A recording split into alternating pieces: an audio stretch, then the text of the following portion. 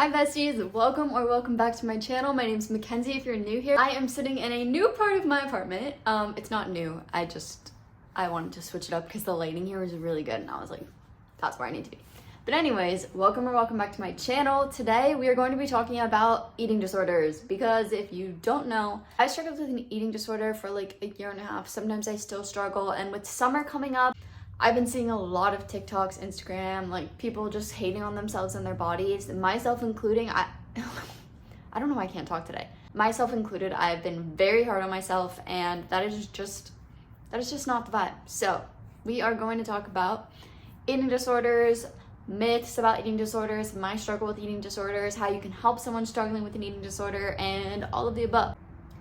I want to start off by saying a lot of times eating disorders have nothing to do with food. They are more of a mental illness than anything else. People struggling with eating disorders are also, alongside that, probably struggling with depression, anxiety, and many other things, because eating disorders are all really originated in the brain, which is something a lot of people don't know or don't think. So anyways, before I start off this video, I just want all of you to know that you are beautiful just the way you are, and I love you all so much, and your body does not define you. You are so much more than the number on the scale, which you should throw out your scale because scales are stupid and they don't define your health, your worth. They don't define anything. Scales are dumb. Throw them out. I haven't had a scale in years.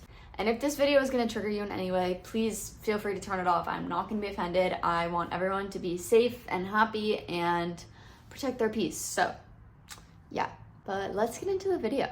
I don't know, I've been so excited to record this because this is something I'm like actually extremely passionate about. Like, I don't want anyone to suffer in silence, and I don't want anyone to have to go through things alone. I want everyone to feel comfortable reaching out for help, and the more someone sees something, like other people talking about it, the more comfortable it's going to be for them to be able to talk about it if they are struggling. So like, I'm not going to shut up about the things that I went through, because if me talking about it can help change someone's life for the better, then I'm gonna keep talking about it. Okay, so basically it is 2019. I just graduated high school. I got into the University of Florida. My mom was like, you have to go there. Like, it is such a good school. My stepdad wanted me to go and like make so many connections, whatever, blah, blah, blah.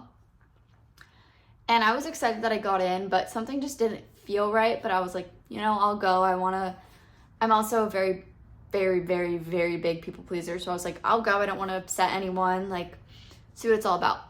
The summer before, I don't know if I was depressed, I wouldn't say, but I was definitely feeling all types of feelings. Like, I was not excited to leave. I would have been I did do long distance with my boyfriend. There's just so many things that would have changed that I didn't want to change, and I am super close to my family, so being away from them, I knew was going to be hard for me. But anyways, I went. So fall of 2019, I get to UF, I go through sorority recruitment, and I get dropped by every single sorority, except one. But it was like the one that they didn't drop anyone because they needed people because they were new. Not the point. But it crushed my self-esteem. I was like, nobody likes me, I'm too fat, I'm too this, I'm annoying, I don't fit in anywhere, I have no friends. So I kept this mindset, and I fell into a deep depression. So post-sorority recruitment, I was very upset. I cried every single day. I was like, I have no friends, I'm never gonna fit in. And I went home almost every single weekend. If I didn't go home, I went to see Jake, which was in Fort Myers at the time, or he would come see me, or I would just go see my parents, or I would meet them in Orlando. I didn't spend a single weekend home at UF. I hated it there. I just did not feel comfortable, and my body just knew something didn't feel right. So whatever, go through all of fall semester, and I was like, I need to tell my mom that I'm miserable. So come winter break, I finally work up the courage to tell her. But at this point, I had already started restricting all my food, because in my head I was like, I'm unhappy. What if I could just lose some weight? I didn't even want to be skinny. I just wanted to lose some weight. I thought it would make me happy, maybe help me fit in a little bit better. Anyway, winter break, I tell my mom, and she's like, well, you just need to like keep trying it out. It's only been one semester. Like, you never know, you can meet your best friends this semester. So I'm like, okay. So I go back.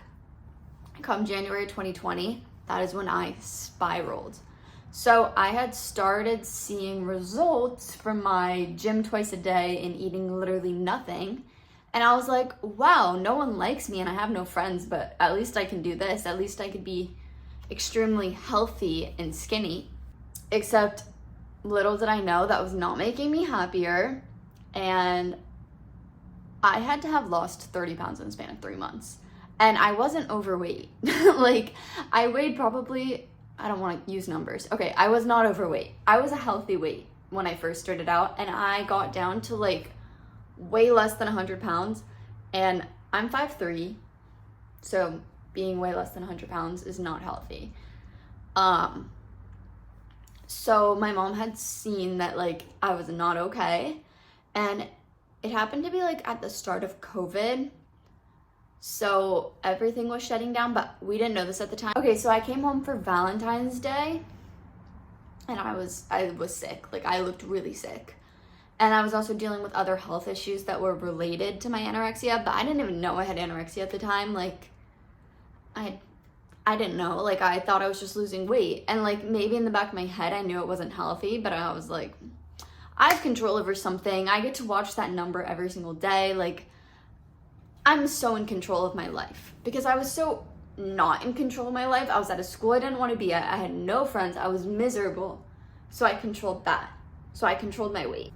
So I came home for Valentine's Day. My mom was like, we need to get you home. Like, go back up, finish your classes, come spring break.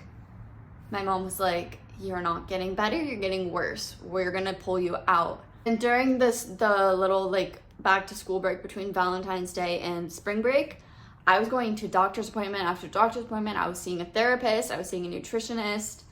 Nothing was helping, but it was just proof that I was struggling. So I reached out to all my teachers come spring break, and I was like, hi, I'm not gonna be able to return. My mom's gonna put me in inpatient if I'm not able to come home. So either way, I'm not gonna be in school. Can I transfer this class to online? Blah, blah, blah. I think every teacher except one was like, yeah, sure, we could work something out. And then literally a week later, everything got transferred to online anyway because of COVID. So it kind of worked out for me because I got to finish the semester. Because another thing was school was really important to me. So like the two things that I was really in control of was my weight and my grades. I had like 100 in every class. So I didn't want to lose that because it was like something I really cared about. So anyways, I come home from school and my mom realizes that I'm just not eating. Like, I am destroying myself because I was battling other things, but I was just letting everything out on myself and my body without acknowledging everything else I was dealing with. So again, I was in therapy, but I was going to the UF therapist.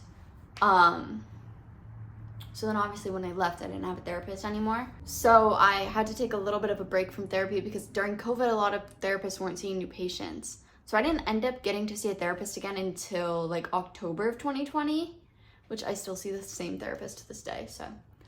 But anyways, so my mom was like, she's more than just skinny and tiny. Like, I was brittle. Like, I was literally like this and like freezing all the time. I was depressed. I didn't want to do anything. I did not leave my bed for days. Like, my mom would braid my hair so that I didn't have to wash it because she knew I wasn't going to shower for like 4 to 5 days. I didn't brush my teeth. Like, I was depressed.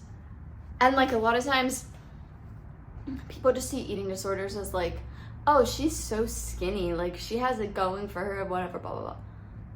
First of all, no. Like, that's just not the case. I wasn't just skinny. I didn't just have the perfect body. My body was not perfect. My body was sick. My body was dying. Like, I literally was dying. Like, I was stripping every single nutrient from my body. My body was shutting down. Like, it's not healthy.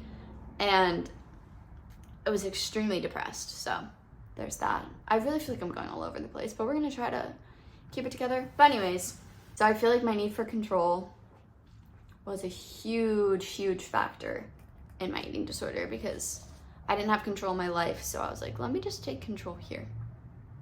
Anyways, I come home from school and my mom's like, it's more than just an eating disorder. She's struggling with something else. So she texts my doctor, because my doctor happens to be my neighbor. And she's like, why don't we start her on antidepressants? And my doctor was like, also these antidepressants help increase your appetite, so it at least will get her to eat something while we work on all the mind stuff.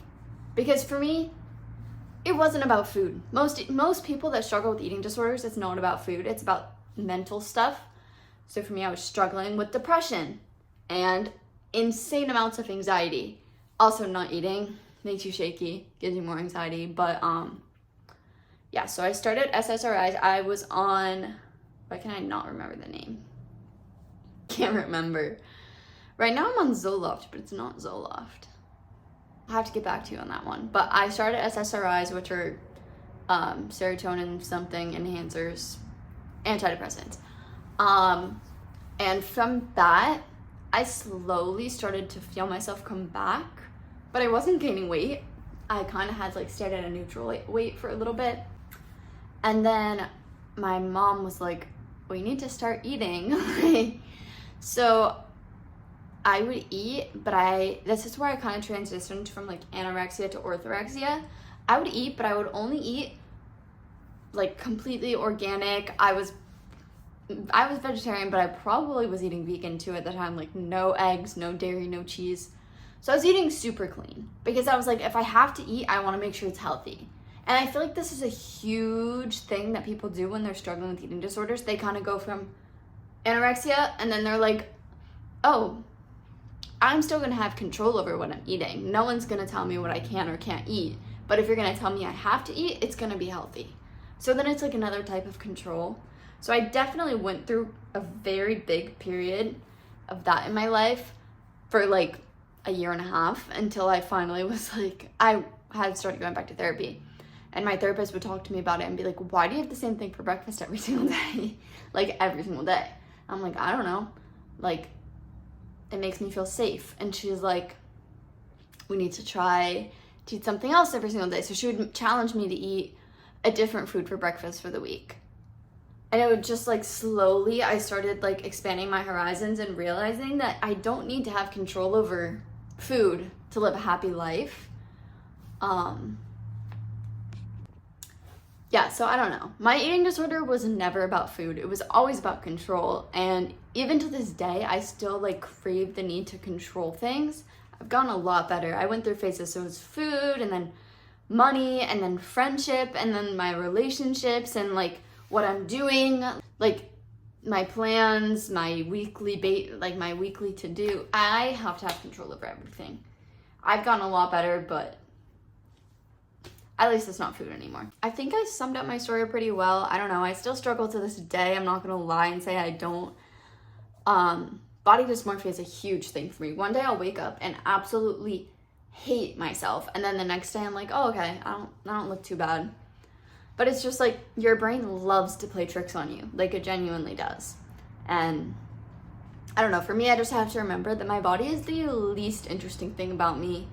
People love me for so much more than what I look like. I had to make a huge shift from like posting just cute pictures with no purpose for brands or whatever, and then posting. Now I'm trying to post things that actually have meaning and importance to me, which is why I'm shifting way more into like mental health and eating disorders and talking about things that people don't really talk about because I want to help someone out, and that is the purpose of my platform. So that's why we're here today. Okay, now I want to talk about ways to recover and what really helped me. So number one, I've said this a billion times, but it's the most important thing. Eating disorders are a mental illness. Treat them like one. So when you're trying to recover, do not just force feed yourself. If you're a family member trying to help someone recover, do not just force feed them food because it's not going to make a difference. They need to see a therapist, start medication if need be, journal, make vision boards, do all the things that like are discovering what the root cause of this eating disorder is, not just masking it and pushing it off. A few others that really helped. Throw away your scale. Goodbye, Mr. Scale. Goodbye. Because I was on that thing like 50 times a day, and that is not healthy. So out of sight, out of mind. And yeah. Delete the food tracking apps. MyFitnessPal, goodbye. You are canceled. I already said journaling and I didn't say make a vision board, but basically, I don't know what mine is, but if I find a picture, I'll insert it right here. I created with my therapist a vision board of like all the things I was really looking forward to in life that I might not have got to experience if I took my own life because I was so miserable, or if I kept at my unhealthy eating habits and that took me. So I created a vision board to remind myself of why I'm fighting to heal myself. Yeah, and it was so healing, and I look at it to this day. I know exactly where it is. It's hanging up in that office over there. I just don't feel like getting up, but I'll definitely insert a picture. Another huge one is talking to other people that struggled. So at UF, my therapist, I don't really know if therapists are supposed to tell you about what they struggle about, but it honestly did really help me, so I'm super thankful that she did. But my therapist at UF was younger. She was like in her 20s, maybe 30s. Anyways, she would talk about like her struggle with eating disorders and like how it related to my struggle. And honestly, at that time, I just needed a friend. So like, it was super healing to hear that someone else had been through it and overcome it. And like, just knowing that I could talk to her about anything because she would understand it was super healing.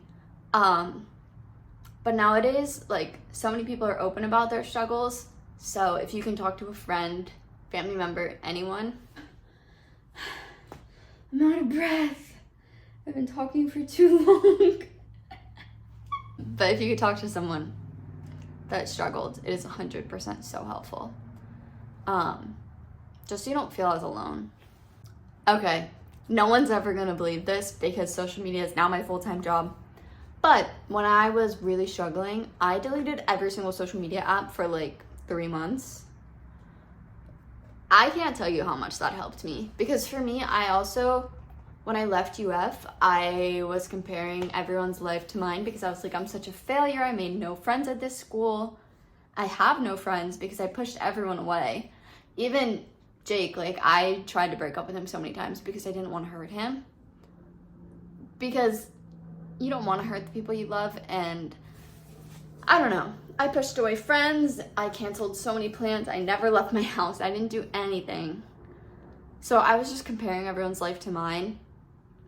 And social media was just a constant reminder that I wasn't doing anything with my life at the time, which was completely okay because I needed to heal.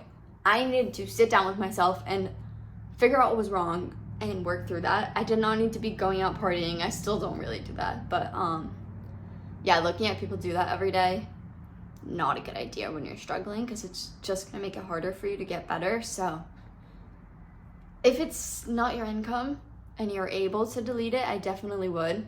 Even if it is your income, maybe take a week or two off. Like, the world's not gonna end. Okay, next up on the list that helped me and could possibly help you, antidepressants. I already talked about this, and I remember the name of the one I went on. It was Lexapro.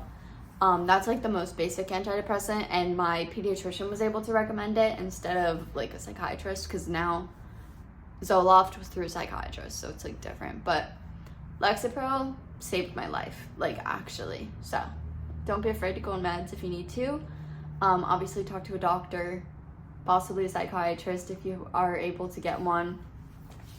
But like I said, it's a mental illness. You need to take it seriously. And it's life-threatening, so. Okay, that's basically everything that helped me, except I want to talk about one more thing. So I know I mentioned like it's not really about food and just eating isn't gonna fix the problem. So while you're working through all your stuff, while it still is really hard to eat, Orgain protein shakes, I could link them in the description. I drink those every single day just because they have a lot of nutrients, so it's like you're getting in nutrients when it's super hard for you to eat. So it kind of keeps you afloat for a little bit longer. Obviously, these are not a long-term solution. I probably drank them for like about a month before I started implementing at least one safe food a day. And like, it's not a race. You don't have to recover like that. Like, take your time, figure out what foods make you feel safe and comfortable, and take it slow. Because if you try to rush into it, you're gonna end up moving backwards instead of forwards. And like I said, it's not a race. We just want you to get better. Okay, and then lastly, My mom actually asked me this on the question box I posted on my story. She said how to help someone struggling. Okay, the first thing is try to keep mealtime stress-free. So like for a lot of people struggling with eating disorders, we tend to have safe foods or like fear foods. Like there's both sides of the spectrum. That's what I was trying to say. Oh my god, my posture is horrible. Why is no one telling me? There are two sides of the spectrum. So my mom honestly did a really good job at this. She would make sure the foods that like I was eating daily, because I felt comfortable eating them, she would make sure that those are in the house. So like oatmeal, always there. The protein shakes, always there. Like around dinner time, she would always make like some kind of veggie with a grain and a protein. Like kept it very simple, because if there was too much going on, I would just not eat it. Like mealtime was a fight. Like I would pick up my food if I wasn't comfortable. I would not eat it. I don't know. So like definitely try to keep mealtime stress-free. It's already hard enough for the people struggling, so just try to keep it as simple as possible. Yeah. And if you do want to start like adding new food groups into their diet again, do it one at a time. Don't do too much at once. The next one is to understand that they don't even know how to stop it. So like don't be too hard on them and be like, just eat, just do this, just do that. Like, what's wrong with you? They don't know what's wrong with them. If they knew, they would try to fix it. But like, it's a mental illness. It is not just about food. So treat it like that. Like, get them help. Help them find a therapist. Talk to them about what's going on in their mind. And lastly, never, ever, ever comment on someone's body that is struggling or has struggled with an eating disorder, because either one, you're gonna make them spiral, or two, you're gonna make them think that they're doing the right thing. So if you're like, oh my god, you look so good after they lost a few pounds, but you don't know how they lost a few pounds, you might make them think, oh, I'm doing a great job, I'm gonna keep doing what I'm doing. So, I don't know, just be careful what you say. And the biggest thing when it comes to helping someone that is struggling is help them find help, not just for their eating problem, also just for mental health and mental illness in general, because like I said, eating disorders are so much more than just about food. So, okay, I'm gonna stop talking because I feel like I've been talking for a really long time and I am just blabbering. But I hope you guys enjoyed this video. If you or anyone you know are struggling, I am going to link like resources down below. I would definitely recommend therapy if possible. I just think that everyone should go to therapy, but especially if you're struggling, it is so helpful. So don't be afraid to try it out. Therapy is not scary. If you want me to do a Q&A on like my therapy experience or just like what to expect in your first session, I can definitely do that. Let me know. But I love you guys so, so, so much, and I hope you know how beautiful you are. Fun fact, to have a bikini body, all you need is a bikini and yourself. So you guys all have a bikini body, and I love you so, so much. Like, comment, subscribe, do all the things, and please, please, please share this video if you think it'll help anyone, because all I want to do is make a positive impact on the world. So yeah, love you. Bye bye.